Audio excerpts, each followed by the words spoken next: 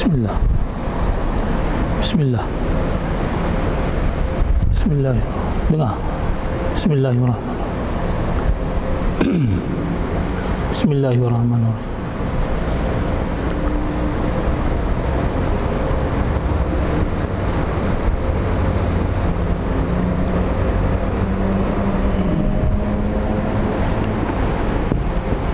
Bismillah. Bismillah.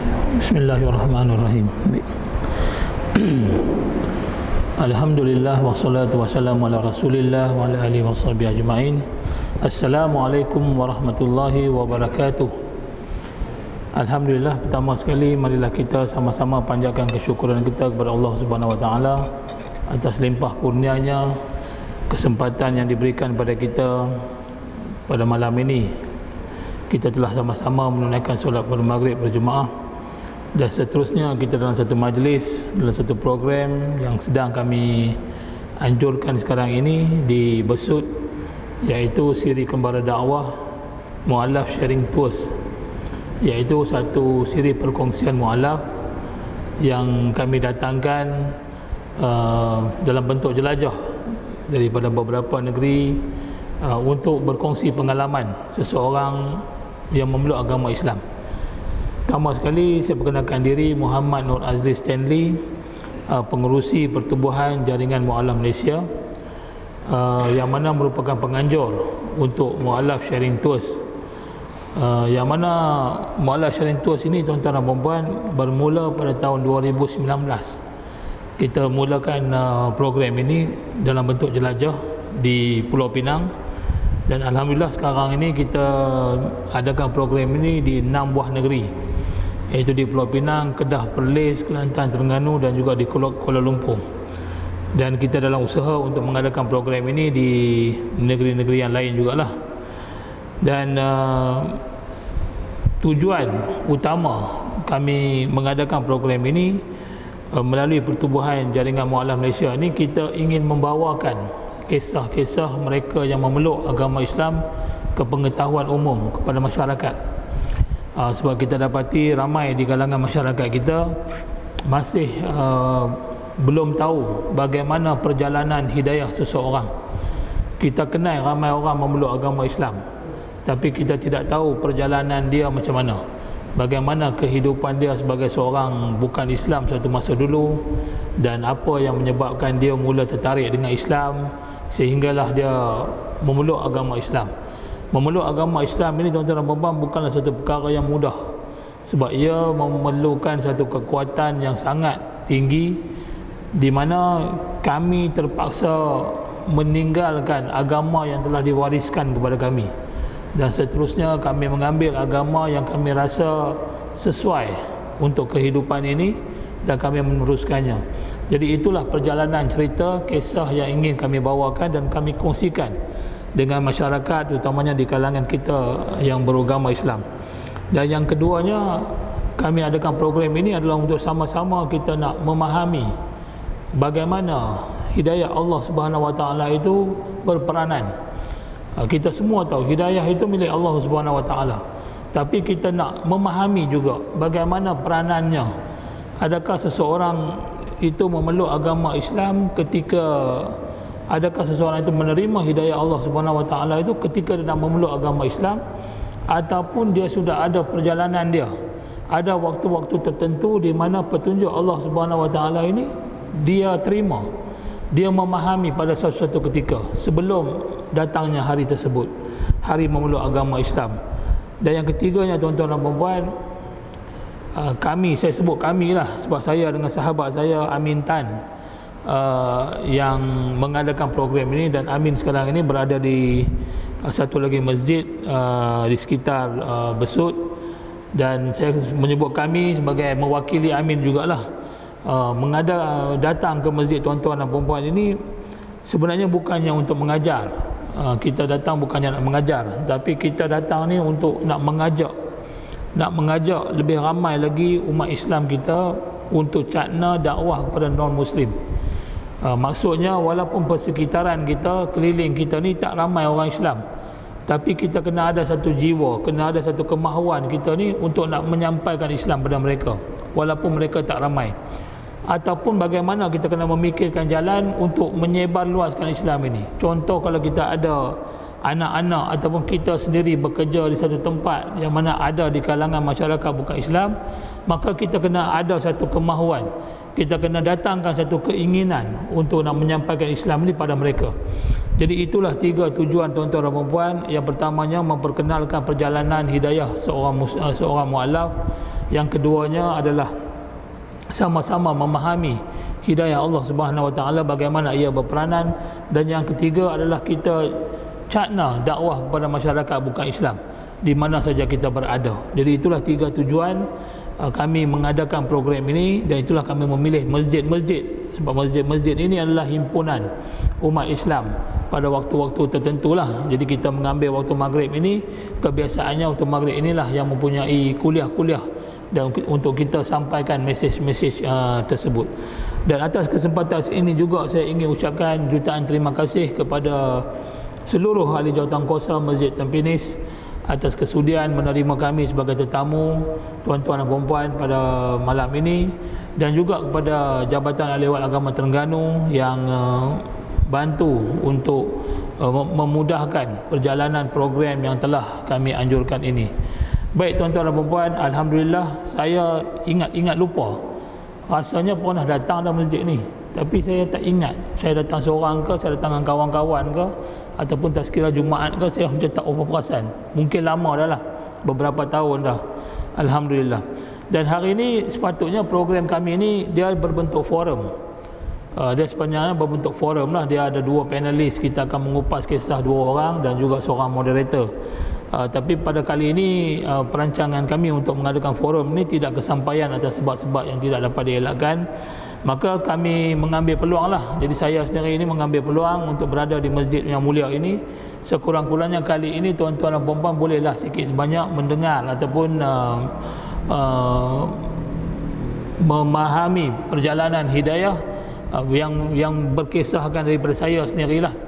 Saya sendiri, pengalaman saya sendiri, bagaimana saya mula memeluk agama Islam, bagaimana saya mula berminat untuk memeluk agama Islam, dan apakah peristiwa-peristiwa yang telah berlaku sepanjang perjalanan tersebut. Baik tuan-tuan dan puan-puan, perkenalan diri saya ni lahir di Sabah. Saya lahir di Sabah. IC saya ni 12 lah, kat pengenalan ni 12. Tapi saya membesar di Pulau Pinang. Jadi datang ni dia dah Pulau Pinang lah ni. Membesar semua di Pulau Pinang. Saya tak ingat kehidupan di Sabah. Mungkin 1 tahun, 2 tahun umur saya masa tu dah pulang ke Pulau Pinang. Sebenarnya ke Sabah ni, ayah ni dia ada tugasan di Sabah. Sebenarnya kami ahli keluarga semuanya orang Pulau Pinang. Mak ayah saya semuanya orang Pulau Pinang, abang-abang saya semuanya orang Pulau Pinang. Kami 3 beradik, saya anak yang bongsu, anak yang ketiga lah. Kami semua 3 lelaki, 3 lelaki. Dan hidup di Pulau Pinang di banyak tempat lah, di banyak kawasan di Pulau Pinang, sebab masa tu susah, miskin, jadi tidak ada rumah sendiri, banyak menyewa rumah, jadi tidak tetap duduk di satu tempat, dia banyak berpindah randah. Dan saya ingat saya ada satu tempat yang lama saya duduk, iaitu dia panggil tempat nama Gemas Road. Gemas Road ni sekarang ni dia famous lah dengan satu, ialah Pulau Pinang ni banyak famous dengan makanan kan. Gemas Road ni pun famous lah dengan satu makanan roti canai banjir. Kalau tuan-tuan pergi sana boleh google lah. Boleh google, kalau google roti canai tersedap di Pulau Pinang, akan naiklah nama tempat tu. Jadi juga berdekatan dengan satu sekolah yang agak tersohor, iaitu Sekolah Abdullah Munshi. Saya ni pintu rumah kampung saya ni pintu sebelah belakang. Sekolah Abdullah Munshi, dia ada 2 pintu depan dan juga pintu belakang, dan saya ni yang pintu belakang lah. Sekiranya ada di kalangan tuan-tuan mungkin pernah belajar ke pernah berhijrah di Pulau Pinang, sikit sebanyak saya bagi tahulah dia punya tempat, kawasan saya membesar. Berdekatan juga dengan rumah Tan Sri P. Ramlee, berdekatan juga dengan Stadium Bandaraya Pulau Pinang, iaitu Datuk Keramat. Dan disitulah saya membesar pada usia lebih kurang 5 tahun tak silap saya, sehinggalah usia saya 13 tahun. Jadi maknanya lebih kurang 8 tahun lah membesar di perkampungan tersebut, di mana perkampungan tersebut dikelilingi oleh masyarakat Islam. Majoritinya adalah masyarakat Islam, kita kata orang Melayu lah. Dikelilingi oleh orang Melayu, dan saya ni, rumah saya ni, jiran saya semua, kiri kanan, sebelah depan semuanya Melayu. Cuma hak belah belakang je lah seorang India, orang kaya tapi sangat baik hati dia. Mungkin berada di persekitaran yang baik-baik ini membuatkan orang untuk menjadi baik. Dan kami hidup seperti biasa. Kawan-kawan Melayu pergi main bola dan sebagainya. Tidak adalah insiden-insiden berkaitan dengan bab agama ke, perkauman ke, perbezaan ke antara satu sama lain, perbandingan warna kulit ke apa, semua tak ada. Kita berkawan semuanya okey je. Dan sebagai seorang yang menganut agama Kristian dulu ini, gereja yang paling dekat yang kami boleh pergi lebih kurang dalam 1,5 atau 2 kilometer, lebih kurang lah. Dan kami macam kata tadi, kehidupan susah, jadi kita tak ada kenderaan, berjalan kaki. Berjalan kaki lah setiap hari itu. Dan cuma nak ceritakan antara perkara pertama, ini yang kita nak memahami kata hidayah Allah Subhanahu Wa Taala tu. Petunjuk Allah Subhanahu Wa Taala sebenarnya dia datang waktu bila? Dan benda ni sebenarnya selepas saya memulai agama Islam, barulah saya dapat ingat balik perkara-perkara yang berlaku ataupun persoalan-persoalan yang pernah wujud dalam hidup saya. Jadi antara perkara yang paling pertama berlaku adalah pada usia lebih kurang 8 tahun, saya dengan keluarga semua, mak ayah saya, abang-abang saya, kami nak ke gereja lah. Melalui daripada kampung, lepas tu melalui stadium Bandaraya Datuk Keramat dan sebagainya. Dan sebelum kami nak ke jalan yang seterusnya, di Datuk Keramat tu berdekatan dengan stadium Bandaraya itu, dia ada satu kuil orang Hindu lah, kuil orang Hindu. Dan kami akan melintasi kuil tersebut sebelum kami nak lanjutkan perjalanan kami untuk ke gereja. Dan perkara ini adalah perkara lazim. Setiap kali hari Ahad nak ke gereja, itulah kami punya rutin. Dan itulah laluan kami, tidak ada laluan lain. Laluan yang paling dekat, itu yang paling dekat, dan itulah laluan kami. Dan kami lakukan secara rutin, dan saya sendiri pun tidak pernah ada apa-apa persoalan dalam perjalanan, tidak pernah bertanya apa-apa ataupun merasa apa-apa. Dan mak dengan ayah saya ni, setiap kali dia melalui jalan tersebut, apabila nak melintasi gereja, kuil tersebut, mak dengan ayah saya biasanya dia akan menyembah ke arah kuil. Dia tangan dia macam ni, dia akan sambil berjalan dia menyembah ke arah kuil. Dan kami anak-anak bila tengok mak ayah buat, kami pun ikut lah. Abang-abang ikut, saya pun ikut sekali. Dan itu adalah perkara lazim, memang kami buat macam tu lah selalunya. Tapi cuma nak dikatakan petunjuk Allah Subhanahu Wa Taala ataupun hidayah Allah Subhanahu Wa Taala ini, dia mula datang satu persoalan. Saya masa itu bukannya berjalan pergi pun, masa itu saya duduk di rumah. Tiba-tiba datang benda tu dalam fikiran saya. Saya bertanya dekat diri saya dulu, saya tanya, kita ni agama Kristian dulu ni lah kan, kita ni agama Kristian, kenapa mak dengan ayah ni dia menyembah ke arah kuil bila kita nak melalui benda tu kan? Agama Kristian, tapi kenapa nak menyembah ke arah kuil? Jadi saya pun satu hari saya tanya mak saya, kata, mak, kenapa mak, kita ni agama Kristian, tapi kenapa kita menyembah ke arah kuil? Jadi mak saya pun dia bagi jawapan yang agak logik lah. Jadi mak saya kata, agama ini semua sama, dia kata. Agama ni semua sama. Agama ni ibarat sungai. Ada banyak sungai. Terengganu banyak sungai kan. Jadi ada banyak sungai. Jadi laluan sungai semua berbeza-beza. Mana ada laluan sama? Semua berbeza-beza. Ada lekuk-lekuk yang berbeza lah kan. Tapi semua sungai mengalir ke mana? Semua mengalir ke laut. Jadi diibaratkan sungai itu sebagai agama dan laut itu sebagai Tuhan. Jadi dia pusing mana pun semua menuju ke Tuhan. Tuhan yang satu lah. Jadi saya pun dengar, dia kata, okey lah, betul juga lah kan. Jadi agama ni semua sama. Semua agama dia mengaku ada Tuhan. Mana ada agama tak mengaku Tuhan? Cuma ada kepercayaan, ikutan seperti atheism dan sebagainya, dia tak percaya kewujudan Tuhan. Itu bukan agama lah tu. Tapi kalau kita sebut agama, dia mesti ada tempat dia nak sandarkan siapa dia, kepercayaan tu. Jadi kita dengar jawapan, kita terima. Umur 8 tahun lebih kurang kan? Jadi kita pun tak persoal apa. Cuma nak cerita pada tuan-tuan dan puan-puan, pada seawal usia 8 tahun telah pun wujud dalam jiwa seorang manusia ini satu persoalan tentang ketuhanan. Itu nak bagi faham dulu. Nak bagi faham bahawa manusia ni walaupun dia semuda, sekecil-kecil dia tu, umur yang masih bagi mentah kita kata, tapi dah ada dah pemikiran. Dan ini bukannya saya kata saya sebenarnya, ramai kawan-kawan. Dan kalau kita tengok kawan-kawan kita yang memeluk agama Islam ini, hampir semua dia mempunyai persoalan-persoalan sedemikian. Hampir samalah, tapi pada waktu mungkin berbeza-beza. Ada yang macam saya 8 tahun, ada mungkin 9 tahun, ada mungkin 10, ada mungkin 15 tahun, berbeza-beza. Cuma kita nak faham situasi itu. Kita nak faham maknanya manusia dia ada persoalan tentang agama ataupun ketuhanan. Itu yang pertama. Dan perkara yang kedua yang berlaku, ini adalah perkara yang lagi besar lah yang berlaku pada saya. Pun masa usia lebih kurang 8 tahun juga. Yang keduanya yang berlaku, kami di gereja ni dia ada buat satu majlis. Orang Kristian ini dia ada dua perayaan. Dia ada perayaan Christmas, dia ada perayaan Easter. Ini dua perayaan besar lah. Macam kita hari raya Aidilfitri dan juga Aidiladha. Jadi orang Kristian dia ada Christmas, dia ada Easter. Christmas ni dia sambut hari kelahiran Jesus Christ. Easter ini adalah hari kebangkitan selepas mati disalib, hari kebangkitan. Sebab tu sebelum Easter tu, 2 hari sebelum Easter tu dia ada panggil hari Good Friday, hari pengampunan dosa. Disalib, mati disalib, maknanya dosa manusia diampunkan. Kenapa dia panggil good? Sebab good tu dosa manusia diampunkan, umat manusia diampunkan dengan kematian Jesus Christ. Itu kepercayaan orang Kristian lah. Dan hari ketiga tu dibangkitkan. Bila dibangkitkan tu satu kemenangan. Maknanya Jesus ni tak matilah, dia hidup lagi untuk kepercayaan orang Kristian.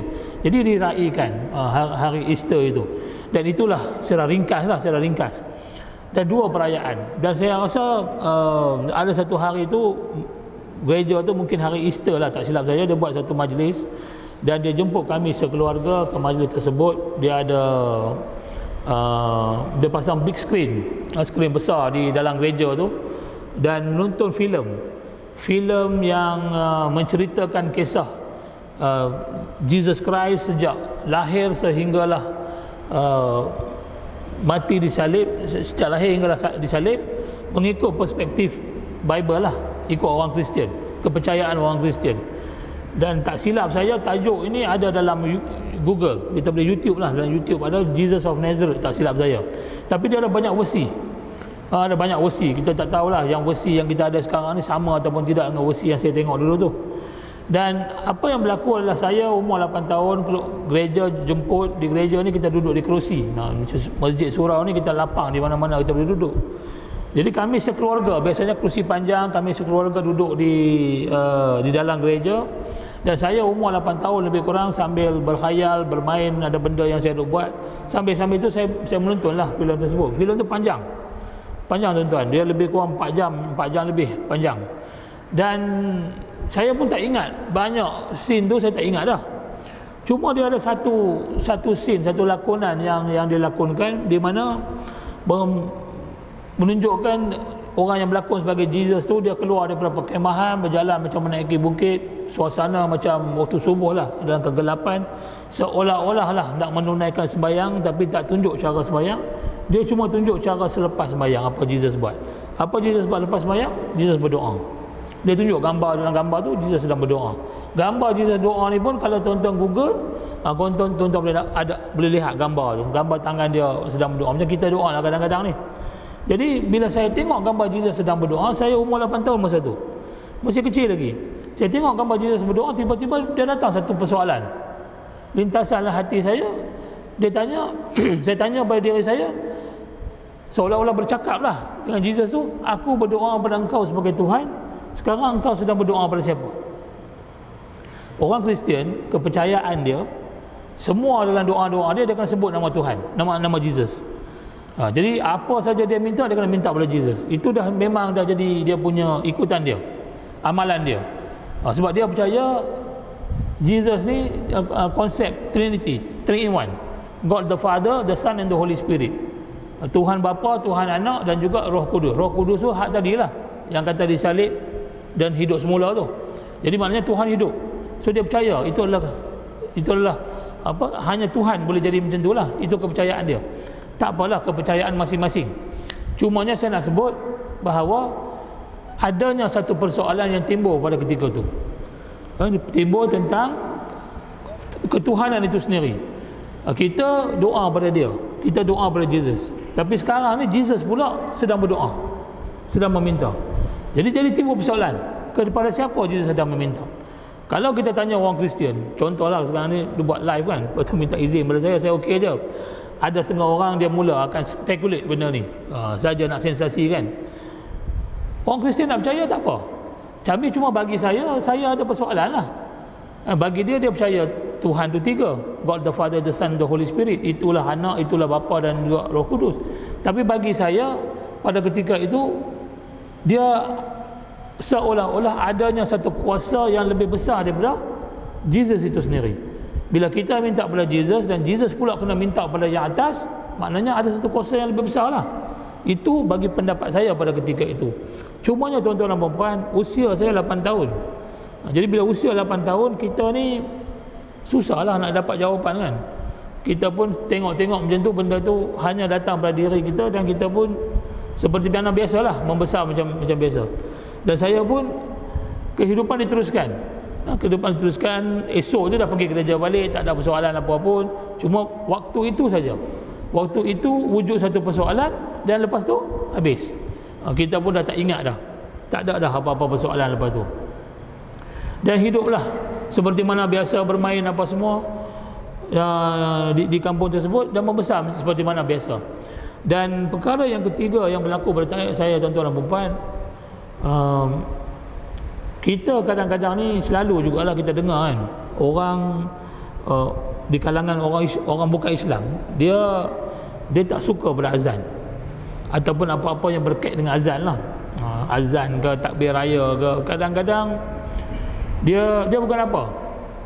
Bila kita kata orang bukan Islam tak suka ni, sebab benda tu dia tak memahami. Dia lain lah dengan orang Islam ni, sebab azan ni syiar Islam dan sebagainya. Untuk orang bukan Islam, benda tu dia tak faham. Ada orang dia rasa mengganggu, ada orang dia adalah macam-macam sebab lah kan. Dan sekiranya tuan-tuan puan-puan nak tahu, saya ni salah seorang lah yang memang tak suka dengan azan. Memang tak suka dengan azan. Dia ada banyak sebab kita tak suka dengan azan ni. Kita rasa azan ni mengganggu. Mengganggu dalam banyak aspek lah. Contoh macam saya ni di kampung, tengah duk main bola ni, tengah duk semangat nak main bola, tiba-tiba azan. Azan ni kita semua stop. Kawan-kawan semua stop kan, azan kan, nak jawab azan apa semua. Jadi kita rasa macam kacau je azan ni kan. Mungkin kita nak skor gol ke apa-apa, kita terberhenti dah, tak boleh dah nak teruskan. Jadi kita rasa ganggu. Macam tu juga kalau kita sedang menonton TV, menonton kartun ke apa-apa masa kecil tu, menonton TV, menonton sedap, tiba-tiba azan. Lepas tu mak pula nanti menjerit daripada dapur kan, tutup TV tu, tutup. Jadi kita pun tutup TV. Jadi benda tu lama-lama kita rasa macam ganggu sungguh lah benda ni. Nak buat apa pun tak boleh. Kejap-kejap dia datang, kejap-kejap dia datang. Lepas tu kita pun tanya soalan juga, apa hal orang Islam ni? Dah lah azan di masjid, azan di radio, azan di TV, semua tempat dia nak azan. Nak pergi masjid menyatu je. Jadi kita rasa macam pelik. Satu lagi kita rasa macam Islam ni dia terlalu mempromosikan agama dia. Ini kalau orang luar dengar ni, dia tak faham nanti dia kata kita mengata pada azan. Kita bukan mengata, ini pengalaman kita dulu. Kita pengalaman kita. Jadi kita memang macam itulah. Tak apa kita suka dengan benda tu.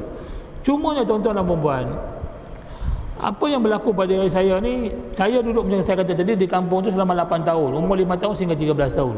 Dan perkara ini berlaku ketika saya umur lebih kurang, umur saya dalam 11 tahun.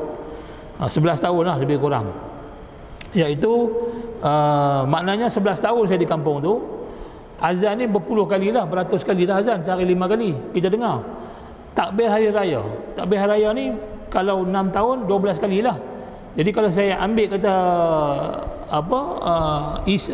hari raya haji, mungkin kali yang ke-12 lah. Sebab saya tak tahu hari yang sama ada raya haji ataupun raya puasa.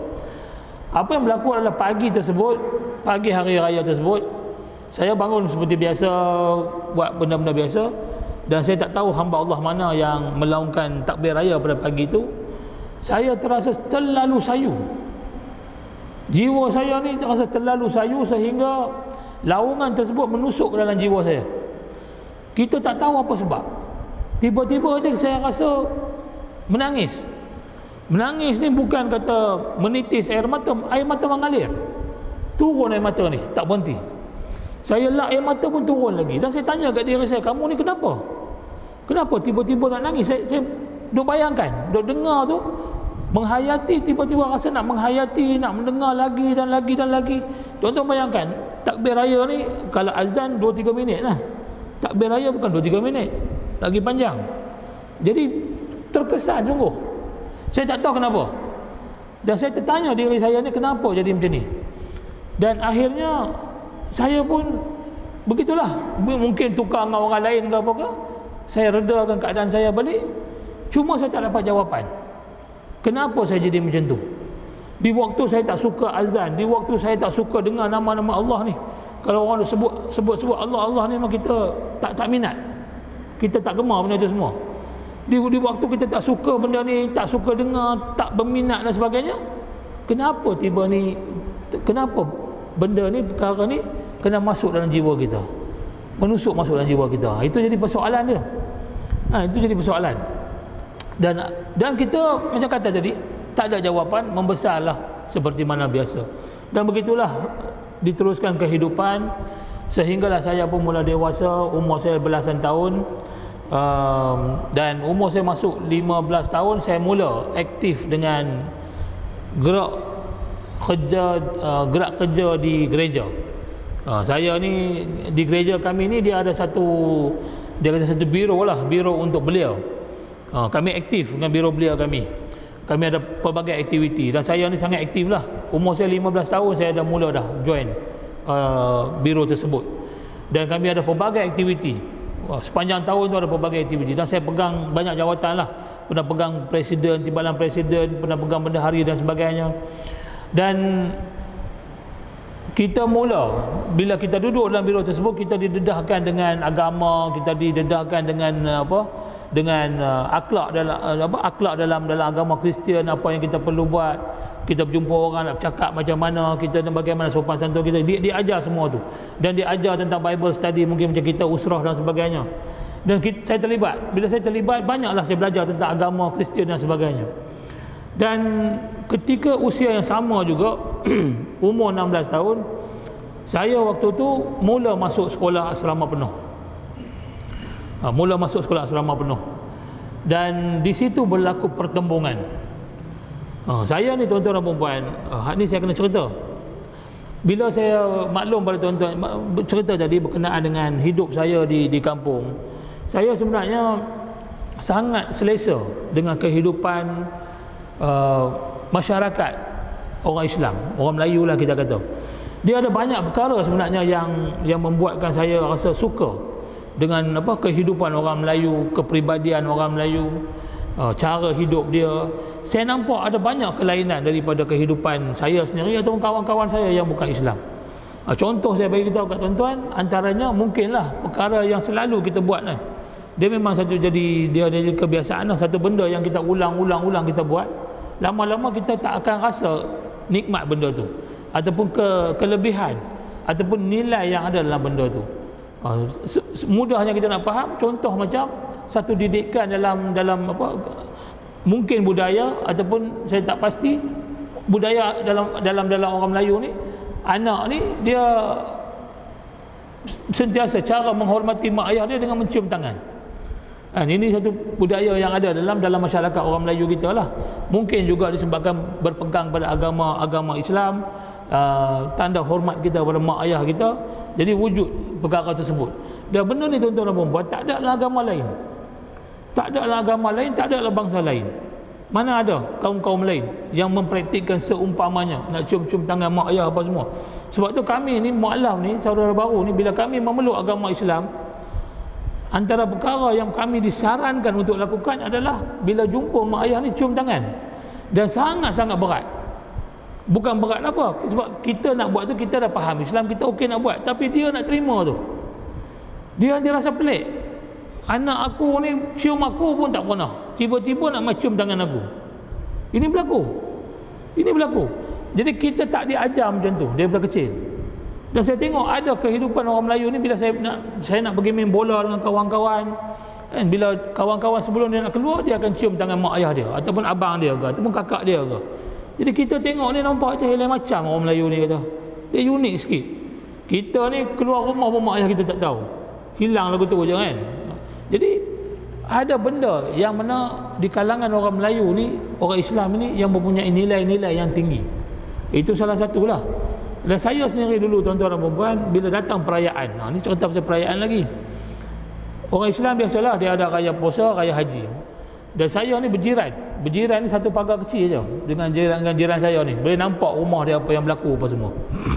Jadi setiap kali hari raya, saya tengok rumah dia tu akan didatangi lah, dikunjungi oleh sanak saudara, adik-beradik kan, yang mana sepupu sepapat apa semua akan datang lah kan. Jadi setiap kali datang hari raya tu, saya tengok kemeriahan di rumah tu. Datang bersalaman, mohon kemaafan kan. Lepas tu dengan kita nampak keceriaan wujud dalam keluarga tersebut lah. Dan bila saya bandingkan dengan saya pula, saya ni pun ada jugalah, kita pun sambut Christmas apa semua kan. Ada juga wujud keceriaan tu. Cuma kadang-kadang ni apa yang berlaku adalah bila ada unsur-unsur yang dikaitkan dengan minum arak dan sebagainya, dan akhirnya apa akan berlaku bila dah mabuk, bila dah mula hilang kewarasan, aku kata kat kamu, kamu kata dekat aku, lalah jadi ada benda yang kita tak puas hati, marah, dan last sekali meja terbang, kerusi terbang, botol pun terbang. Jadi ini berlaku. Dan ini berlaku bukan sekali. Bukan kita nak mengata pada dia, tak, tapi ini hakikat. Hakikat dia berlaku. Pada keluarga saya pun berlaku benda ni. Nanti orang kata saya menghina keluarga saya pula. Bukan menghina, ini benda hakikat berjadi. Kita cerita je lah. Dan saya sebagai seorang anak ni, saya menilai ini benda berlaku pada keluarga aku, ini benda berlaku pada jiran aku. Yang mana lebih baik sebagai seorang yang kita duduk di tengah-tengah ni? Aku nak hidup yang macam mana?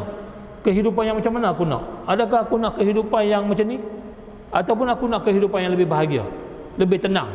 Jadi kita memilih. Jadi sebab tu ketika tu, tuan-tuan dan puan-puan, saya satu ketika tu saya kata, kalau saya nak kahwin ni, saya tak mau kahwin dengan perempuan India. Itu umur 11 tahun tu buat keputusan. Kalaulah nak dikatakan ada jodoh nak berkahwin, tak mau kahwin dengan perempuan India. Lepas tu mikir pula, nak kahwin dengan siapa?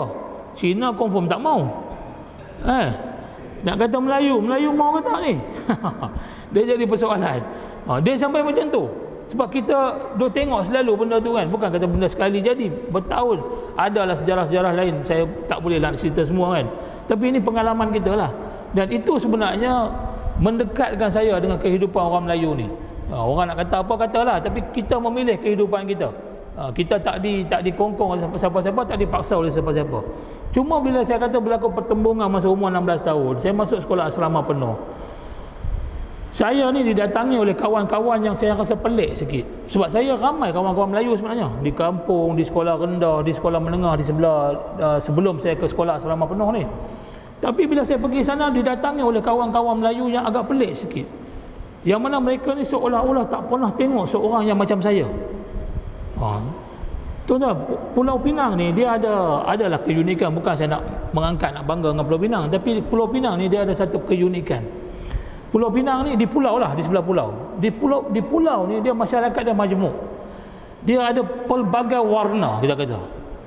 Pelbagai warna. Tuan-tuan kalau ke Pulau Pinang, kalau nak makan sedap, tuan-tuan cari apa? Nak makan mana tu?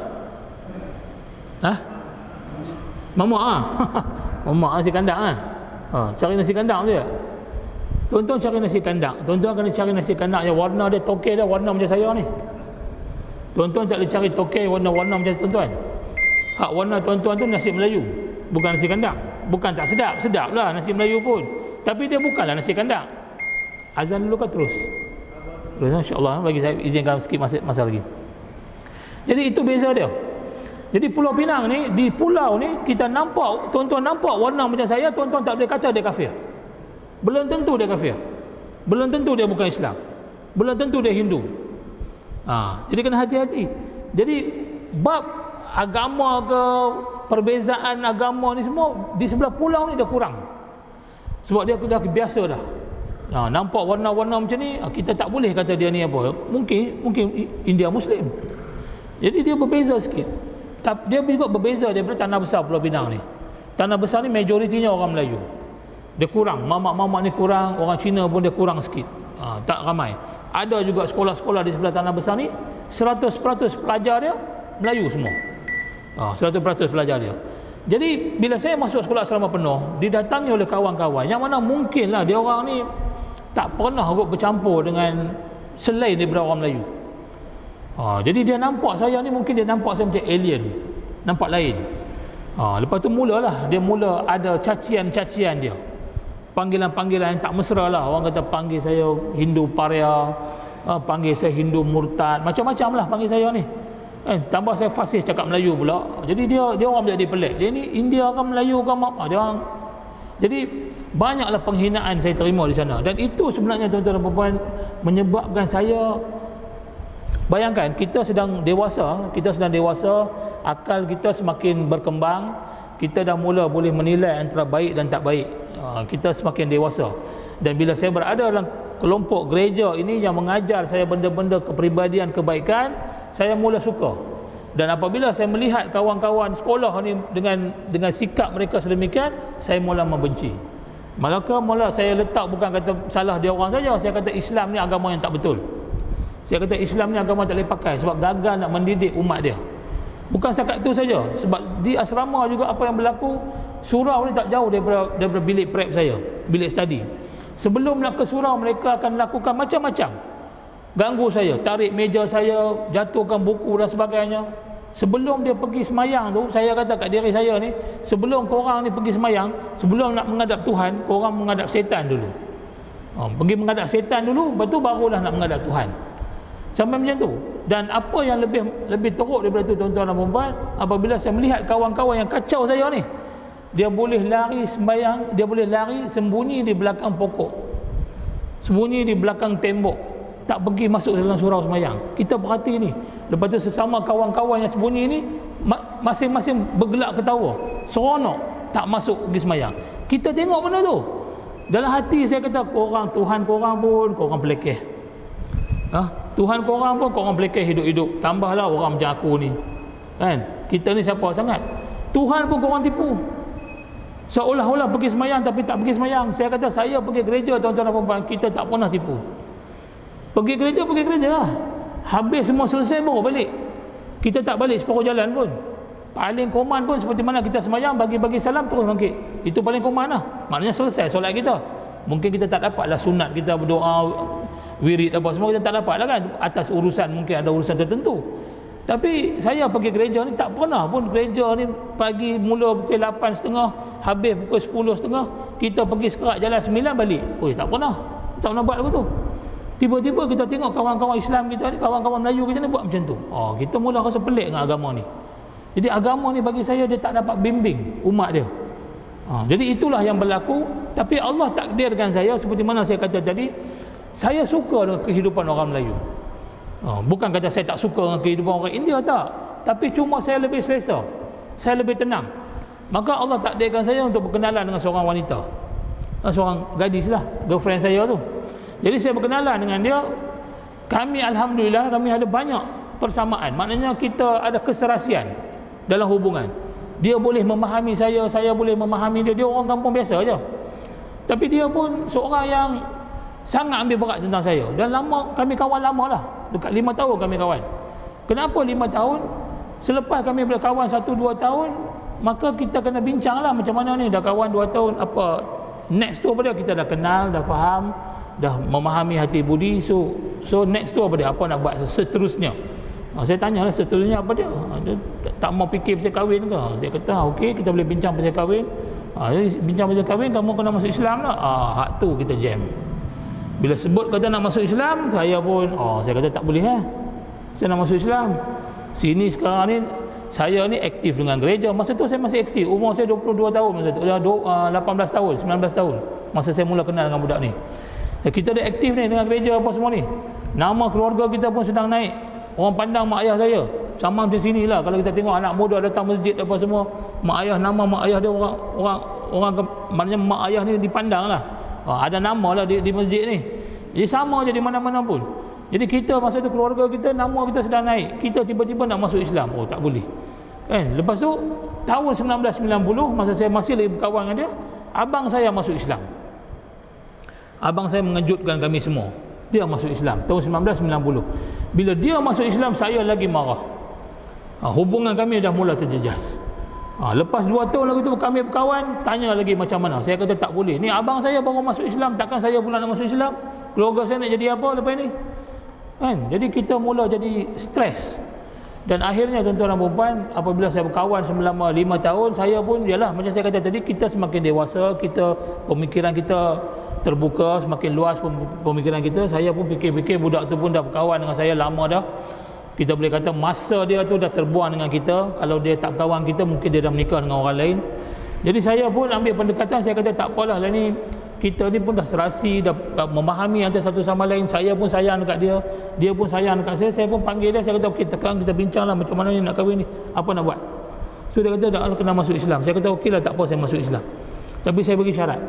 Saya kata saya boleh masuk Islam, saya tak kisahlah, tak apalah untuk nak kahwin ni. Tapi saya tak akan beramal dengan Islam. Saya tak akan sekali-kali beramal dengan Islam, saya kata. Saya hanya masuk untuk nak selesaikan urusan perkahwinan. Lepas tu tolong jangan suruh saya pergi masjid, tolong saya jangan suruh saya buat apa-apa pun. Saya akan teruskan dengan kehidupan saya sebagai seorang Kristian. Dan saya kata dekat dia juga, seperti mana saya masuk Islam, berkahwin cara orang Islam, bernikah dan sebagainya, macam tu juga saya nak dia pun sama juga, kena juga datang ke gereja, melangsungkan perkahwinan di gereja. Seperti mana saya memuaskan hati keluarga dia, dia kena memuaskan hati keluarga saya juga. Dan yang ketiganya, saya kata kalau sekiranya kita ada anak, kalau ada anak pertama, tak apa, ambil lah, belalah. Bukan dia ambil lah, maknanya saya bagi dia ruang untuk besarkan anak tu dengan cara Islam. Tapi anak kedua saya nak besarkan dengan cara Kristian. Ini kami punya perjanjian. Belum sign lagi lah. Nak sign ni kena tanya tuan-tuan lah, setuju ke tak setuju? Setuju tak setuju tu? Setuju? Oh, bagi Chan mu'alaf baru masuk Islam, tak tahu apa lagi. Tak boleh ke? Nak kahwin saja, tak boleh lah. Bagi Chan, lu bagilah kahwin, lu pelan-pelan ajarlah dia. Macam mana muslimat boleh? Setuju muslimat? Muslimat kerai tengkuk, tak tahulah setuju ke tak setuju. Jadi ini saya punya saya cadangkan pada dia lah kalau kita nak kahwin juga. Tuan-tuan semua tak setuju, tapi dia setuju. Dia setuju. Dia kata okey, tak apa. Tapi dia kata dia pun bersyarat juga. Syarat dia apa? Syarat dia saya kena belajar bahasa Islam. Saya tanya dia kenapa nak belajar bahasa Islam. Saya bukan nak beramal dengan Islam pun. So dia kata kena belajar juga bahasa Islam. Sebab kampung kita ni, dia kata kampung dia tu belum pernah ada lagi perkahwinan campur antara dua kaum. Kahwin semua Melayu dengan Melayu aja. Belum pernah ada lagi Melayu kahwin dengan kaum lain, tak pernah lagi. Itu yang pertama lah sejarah kampung. Jadi kami yang pertama lah. Jadi dia kata sama ada jemput ke tak jemput, orang tetap akan datang. Sebab orang nak datang tengok dia. Dan memang akan ramai. Memang sungguh ramai. 1000 orang lebih. Memang ramai. Jadi dia dah pesan kat saya dah. Dia kata jangan kita nak memalukan diri kita. Dia kata kamu pergi belajar Islam sikit. Tok Kadi, sebab kita ni proses kita, Tok Kadi nak angkat nikah apa semua, dia akan tanya soalan dulu sebelum dia angkat nikah. Soalan simple-simple lah. Rukun iman berapa, rukun Islam berapa. Takkan hak tu tak boleh jawab, malu lah dia. Orang tengok ni celah-celah tingkap, orang tengok kat surau. Malu dia lah. Jadi takkan kita nak memalukan diri kita. Jadi saya pun fikir-fikir, saya kata betul lah. Takkan saya nak memalukan diri saya kan. Jadi sehinggalah keluar satu tagline perkahwinan kami ni. perkahwinan tek cicak. Dia bagi istilah tek cicak, antara cerah dengan tak cerah, kurang cerah, bukan hitam dengan putih dah, itu lain. Yang ni cerah dengan kurang cerah. Jadi saya pun kata tak apalah, dah dia kata macam tu, dia tak mau lah kan, suami dia malu lah kan. Jadi saya diperkenalkan dengan seorang Ustaz Yusuf Abdul Rahim, Timbalan Pengarah Pusat Islam USM. Kokok lah tuan-tuan pernah ke USM ke, ada yang belajar di USM ke. Timbalan Pengarah Pusat Islam USM, bukan calon-calon orang lah, diperkenalkan pada dia. Jadi saya pun pergi jumpa dengan dia lah. Hari pertama saya pergi jumpa dengan dia, saya sombong kan, kita bukan nak beramal Islam pun, ada orang kata belajar, pergilah belajar apa pun. Jadi dia tanya saya, apa hajat datang ni? Saya kata dengan dia, saya datang nak belajar Ustaz. Mau nak belajar pasal apa? Apa-apa je Ustaz. Okeylah, duduk. Dia pun sembang lah, dia cerita pasal Islam. Saya pun tak ingat lah apa dia cerita dengan Islam. Tapi adalah satu dua benda saya balik tu, saya ambil point tu, saya balik, saya telefon girlfriend saya masa tu, saya tanya dia, apa ni maksud apa, ni maksud apa. Adalah, tapi saya tak ingat pada hari pertama tu. Cuma hari kedua bila saya berjumpa dengan Ustaz Yusuf tu, Ustaz Yusuf dia duduk-duduk je, dia terus mula nak cerita tentang Nabi Isa AS.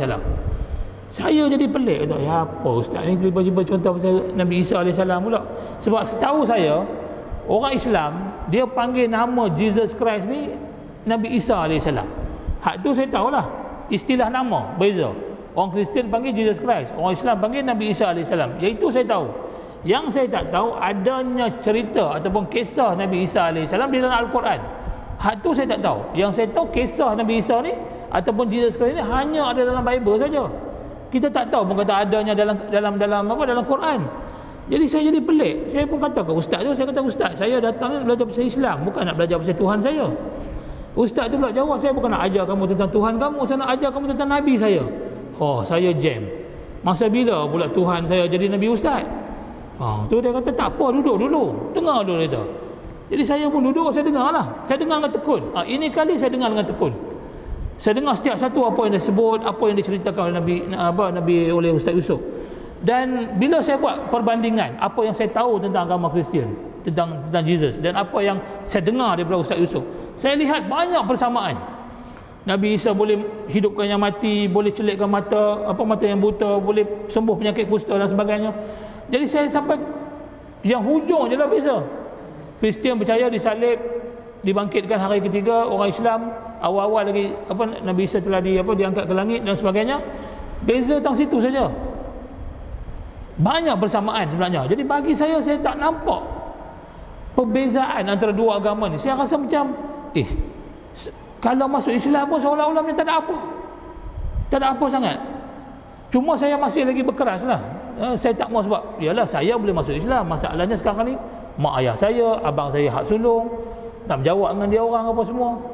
Lepas tu nak berjawab pula dengan gereja. Saya aktif dengan gereja, tuan-tuan dan puan. Bukan kata aktif main-main, bukan pergi balik tak. Kita terlibat dengan kerja-kerja di gereja untuk remaja. Memang aktif. Jadi kalau bayangkan tiba-tiba seorang remaja yang begitu aktif masuk Islam, jam, sangkut tu. Saya sampai padri, sebab saya ada seorang kawan tu, abang pada kawan, dia terjumpa saya keluar dengan girlfriend saya kat Komta je lah, Pulau Pinang dulu ni. Dia terjumpa saya. Jadi saya lepas tu habis gereja lah, lepas gereja saya keluar dengan dia. Saya keluar dengan dia, saya jalan-jalan kat Komta, dia ternampak. Dia nampak, saya ingat dia tak perasan. Rupanya dia pergi report. Dia pergi report kat kawan saya tu. Kecoh. Kawan saya pergi report kat padri. Esok tu padri tanya saya, aku dengar kau ada girlfriend Melayu ke? Dia kata, tak ada lah padri, kawan-kawan je. Mau jaga, mau nak masuk Islam, mau langkah mayat aku dulu. Okey, tak apa. Tapi dia tak mati lagi nak langkah kan. Tapi dia baik lah, dia sangat baik. Dia antara orang yang ada jasa dia pada saya. Sangat baik, dan akhirnya dia tahu kata saya masuk Islam. Alhamdulillah dia tak menghalang. Cuma saya sekarang belum ada kesempatan nak pergi jumpa dia. Dia pun dah berumur lah, 80 tahun lebih dah. Nak kena pergi jumpa dia. Lama dah tak pergi jumpa dia. Tapi itu peringkat mula biasalah kan, semua cabaran tu. Jadi saya ketika tu saya jumpa Ustaz Yusuf, balik tu saya mula hubungi girlfriend saya tanya dia banyak soalan. Malam tu memang banyak soalan, sampai pukul 2-3 pagi kita cakap telefon. Banyak tanya soalan apa semua. Dan saya pun mula tanya kat diri saya, kenapa ada tak apa-apa persoalan yang wujud tentang agama ke apa-apa ke. Dan barulah ketika itu tuan-tuan dan puan-puan, saya teringat peristiwa yang umur 8 tahun tu. Bukan hak yang menyembah ke arah kuil tu, tapi hak yang Jesus sedang berdoa. Kan? Jadi masa tu timbul satu persoalan, Jesus sedang berdoa pada siapa?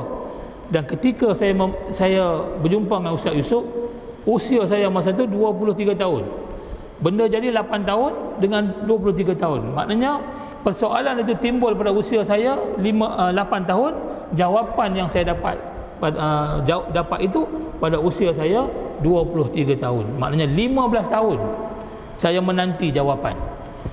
Jadi kalau saya dapat jawapan tu, kenapa macam mana saya boleh dapat jawapan? Sebab saya dilorongkan, dibawa saya untuk berjumpa dengan seorang manusia yang boleh menceritakan pada saya tentang perihal agama.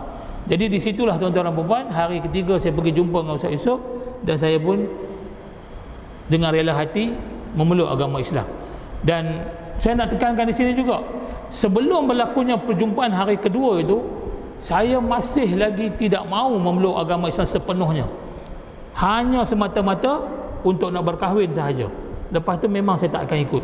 Itulah pendirian saya ketika saya berjumpa dengan Ustaz Yusof selepas waktu Isya pada tarikh tersebut. Tarikh itu adalah 3 hari bulan 4. Saya memeluk Islam 4 hari bulan 4 94. 4 hari bulan 4 tahun 94. Perkara ni berlaku pada 3 hari bulan 4 tahun 1994. Jadi sehari sebelum tu.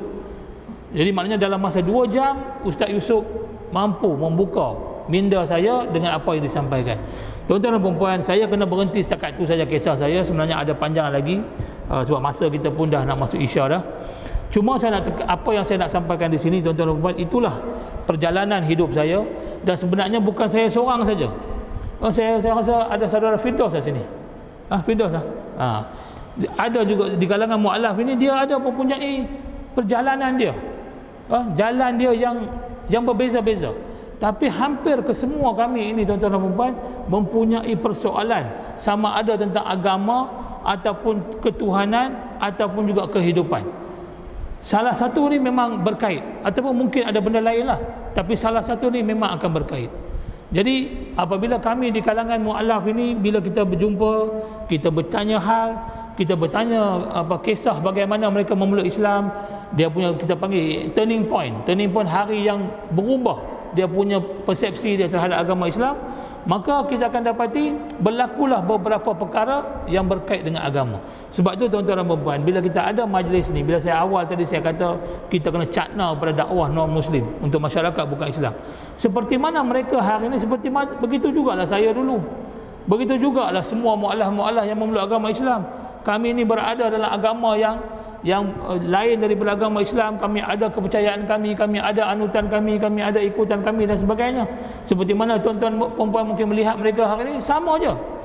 Dan seperti mana pernah ada wujudnya persoalan-persoalan dalam hidup kami, begitu juga kami yakin dan percaya wujud persoalan-persoalan tersebut pada diri mereka juga.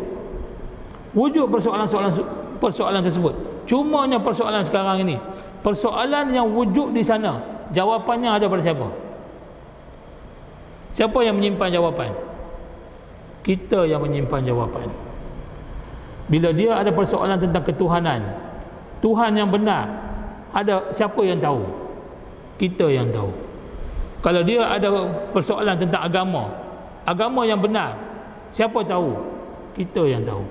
Maka kita sekarang ni tidaklah keterlaluan kalau saya kata kebanyakan umat Islam kita ni sedang menyembunyikan fakta-fakta kebenaran agama, kebenaran Tuhan, kebenaran kitab suci Al-Quran ini jauh daripada masyarakat orang bukan Islam.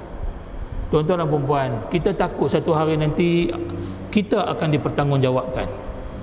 Setelah Allah Subhanahu Wa Taala anugerahkan agama yang mulia ini, saya tak tahulah tuan-tuan puan-puan, saya tak pastilah.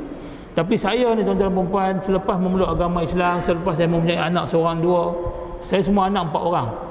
Jadi selepas saya memeluk ada anak, saya lihat muka wajah anak saya rasa bersyukur sangat-sangat. Sebab anak saya tak perlu lalui peristiwa seperti mana saya lalui.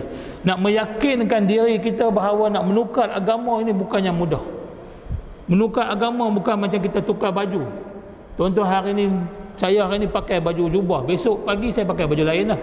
Tapi baju tetap baju, pakaian kita pakai untuk tubuh badan kita. Ada kita tukar kereta, hari ni pakai Proton Saga, besok pakai BMW, kenderaan tetap kenderaan. Begitu juga ada hari ni duduk di rumah kampung, besok duduk di rumah bandar. Rumah tetap rumah kediaman. Tapi agama ini bukan. Agama ini sesuatu yang diwarisi, yang diwariskan, yang diserahkan pada kita, untuk kita pula bawa, dan kita pula nak mewarisi apa yang telah diwariskan pada kita. Tiba-tiba kami ni separuh jalan buat keputusan untuk keluar terus. Bukan keluar satu kaki ke apa kata. Keluar Islam, keluar daripada agama asal ni, dia keluar terus.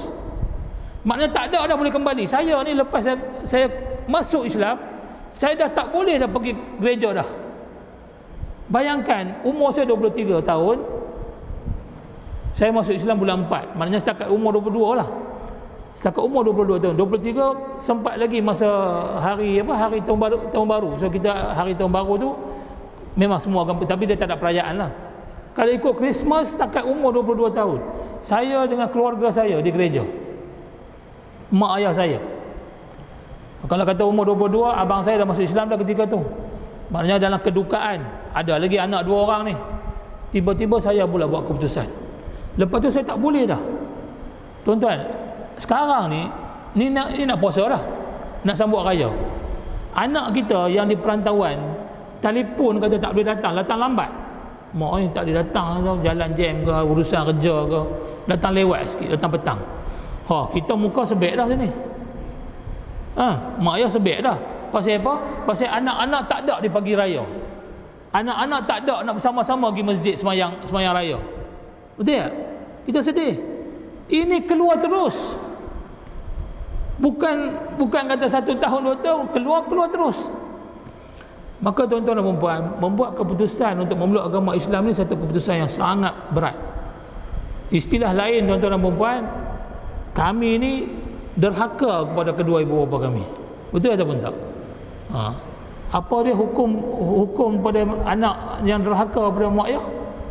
Kalau dalam Islam, anak derhaka jadi kami anak derhaka. Tapi alhamdulillah lah, kita terpaksa derhaka untuk mencari kebenaran.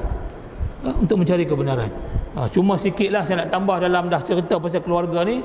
Tuan-tuan perempuan doa-doakanlah untuk mak dengan ayah saya. Alhamdulillah, kedua-dua mereka sempatlah untuk memeluk agama Islam. Mak ayah saya pada tahun 2010. Pada usia ayah saya 88 tahun, pada usia mak saya lebih kurang 78 tahun. Alhamdulillah, kedua-duanya sempat mengucap kalimah syahadah dan sempat hidup juga hanya dalam lingkungan 2 tahun saja. Selepas itu ayah saya meninggal dulu, lepas tu mak saya meninggal. Ayah saya dalam 14 bulan, tak sampai 2 tahun. Mak saya dalam 28 bulan, dalam 2 tahun lebih sikit lah. Jadi doa-doakanlah untuk mereka. Dan itulah tuan-tuan dan puan sedikit perkongsian. Jadi itulah sebabnya kami adakan program ini, untuk kita cakna dakwah non-Muslim. Dan saya ingin nak bawa satu cadangan. Ni nak kata cadangan ke macam mana ni, satu harapan saya. Sebab benda ni baru terlintas di fikiran saya 3 hari lepas, ketika saya nak pergi masjid Gong Maksum, program di sana. Saya naik kereta, saya bawa ni, saya terfikir macam mana saya nak ajak masjid ini dia nak melakukan dakwah kepada masyarakat bukan Islam, walaupun tak ramai di sini, ataupun kalau ada di sini tuan-tuan kenal siapa-siapa lah. Saya cuma cadangkan sepanjang program ini kira masjid keempat ni saya sebut benda ni. Kalaulah boleh di bulan puasa ni, masjid kalau boleh ambil satu pendekatan, kita buat satu ziarah, tak ramai tak apa, 3-4 orang ke, mewakili masjid, gilah ziarah non-Muslim bersempena dengan Ramadan. Ambil peluang, cerita kat dia, datang Ramadan ni, kemuliaan Ramadan ni bukan untuk orang Islam saja. Kemuliaan Ramadan ni untuk semua. Islam ni rahmat untuk semua. Bukan rahmat untuk orang Islam semata-mata. Tak. Jadi kita ni nak kena tonjol keberkatan rahmat untuk dekat mereka. Dia orang tak tahu benda tu.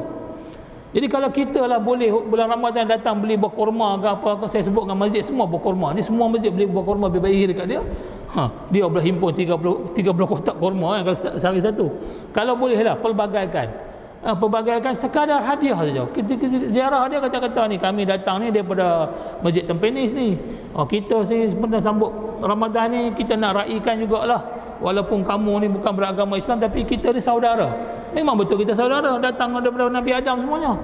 Kan kita ni bersaudara. Jadi ni adalah sikit ni kami bawa buat tangan ni bersempena Ramadan. Dia rasa tuan-tuan agak-agak pelik tak dia bagi dia. Pelik ah. Kan? Mana pernah masjid buat ni, tiba-tiba masjid buat, dia mula dipikir macam-macam. Terus saya bagi cadangan juga, kalau buat bubuk lambuk, buatlah bubuk lambuk. Jangan buat daging, kerana daging ni tak makan. Buatlah ayam ke udang ke kan. Tapi benda makan ni kadang-kadang tuan-tuan kita kena terimalah hakikat. Kita bagi dia benda makan, tengok dia buang. Tak apa, jangan marah dia. Kan? Kalau orang bagi kat saya pun, orang yang tak pernah bagi, masjid tak pernah hantar kat saya apa-apa, tiba-tiba tahun ini 10 masjid main hantar macam-macam kat saya. Kan? Hantar air lah, hantar bubur lambuk lah, macam-macam main hantar. Kita rasa pelik ni masjid-masjid ni, dia orang ni jampi apa ke apa. Kan? Tapi kalau kita dah jadikan itu satu kebiasaan, maknanya setiap tahun kita buat, kita bagi. Setiap tahun ada je kita pergi hantar, ada je kita bagi, maka itu dia akan terima dengan sepenuh hati. Dia tahu dah, Ramadan ni confirm lah masjid ni akan datang ni. Dia akan bagi, dia akan tertunggu-tunggu. Hatta kalau tuan-tuan tak pergi, dia mungkin akan tanya, tahun lepas korang tak datang lah, tak bagi apa pun kat aku. Itulah benda yang kita nak lazimkan. Kita nak jadikan benda itu satu kelaziman. Dan daripada situ tuan-tuan dan puan-puan, apabila kita mula bina hubungan yang rapat, maka bila dia ada apa-apa persoalan, barulah dia mudah nak tanya kita. Ataupun kita ada benda nak tanya dia, maka mudahlah untuk dia nak jawab. Sebab kita dah pecahkan dah segala tembok halangan untuk dia, ataupun persepsi yang ada pada dia. Hari ni orang bukan Islam, dia ni dapat jawapan berkenaan dengan Islam ni daripada siapa? Daripada kalangan dia. Dia kalangan dia. Sebab dia nak jumpa kita ni payah.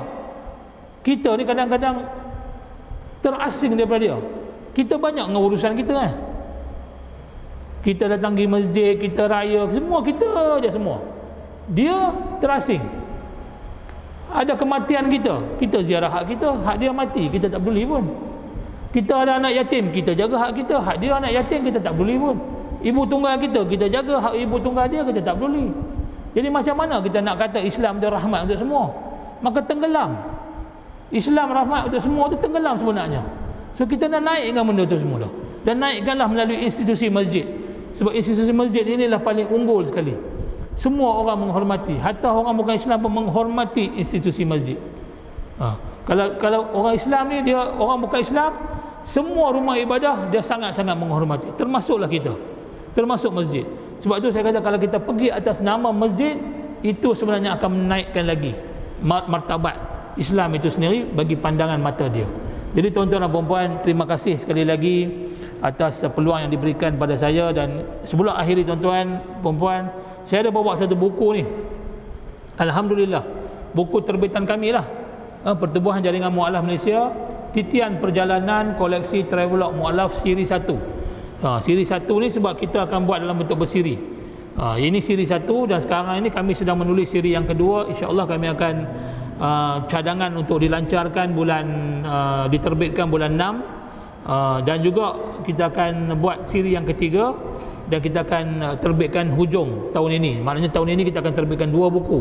Ini buku yang pertama, alhamdulillah dengan izin Allah kami dapat peruntukkan sepenuhnya buku ini daripada Majlis Agama Islam Negeri Pulau Pinang. Majlis Agama Islam Negeri Pulau Pinang, sebab saya duduk di Pulau Pinang, terlibat dengan program-program di Pulau Pinang, dan juga saya juga salah seorang ahli jawatankuasa di bawah Biro Pembangunan Insan dan Dakwah di bawah Majlis Agama Islam Negeri Pulau Pinang. Maka saya cadangkanlah untuk nak menerbitkan buku ni melalui persatuan saya ni. Jadi alhamdulillah mendapat peruntukan penuh. Jadi maknanya saya tak boleh jual lah buku ni. Saya cuma boleh bagi, saya bagi secara percuma. Cuma saya tak ada banyak dah.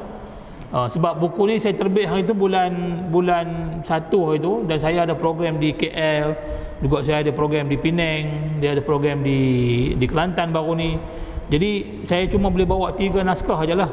Jadi pakat-pakat lah, sama ada saya nak bagi pada masjid ke, ataupun kalau ada siapa-siapa nak, bolehlah ambil dengan saya secara percuma. Tapi sekiranya tuan-tuan ingin nak menyumbang, itu bolehlah.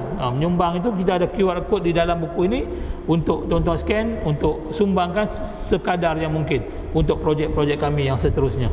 Jadi itulah tuan-tuan dan puan-puan, sedikit kami punya usaha kami melalui kisah-kisah ini kami bukukan sekarang. Dan buku ini juga ada kisah yang pertama ini adalah tokoh seorang mualaf di Pulau Pinang yang berkhidmat selama 30 lebih tahun dengan Jabatan Ahli-Waris Agama Islam. Banyak jasa dia dan kita bawakan kisah dia dan dia kita angkat sebagai tokoh dalam buku ini.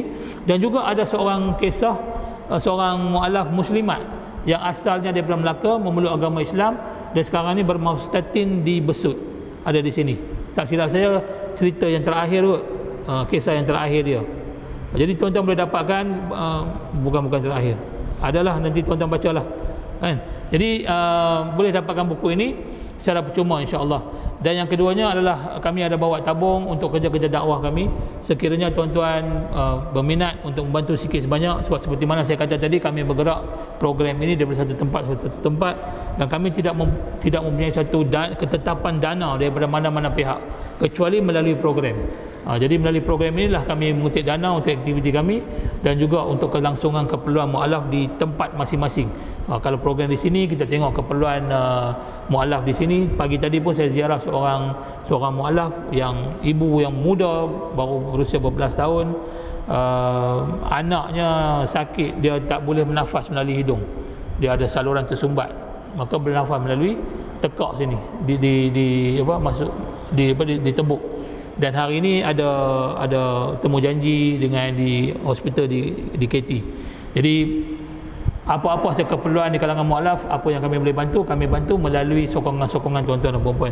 Dan begitulah tuan-tuan dan puan, terima kasih sekali lagi, terima kasih kepada seluruh jawatankuasa Masjid Tampines, tuan-tuan imam, tuan pengurusi, ahli jawatankuasa, begitu juga Abdul Jaid atas kesudian membantu kami atas kelancaran program. Mudah-mudahan apa yang kami sampaikan ini memberi manfaat pada kita semua.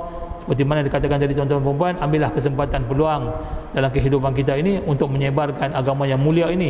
Sebab agama yang mulia ini kita dapat secara percuma tuan-tuan dan puan-puan. Jadi saya sudahi dengan wabillahi taufiq wal hidayah.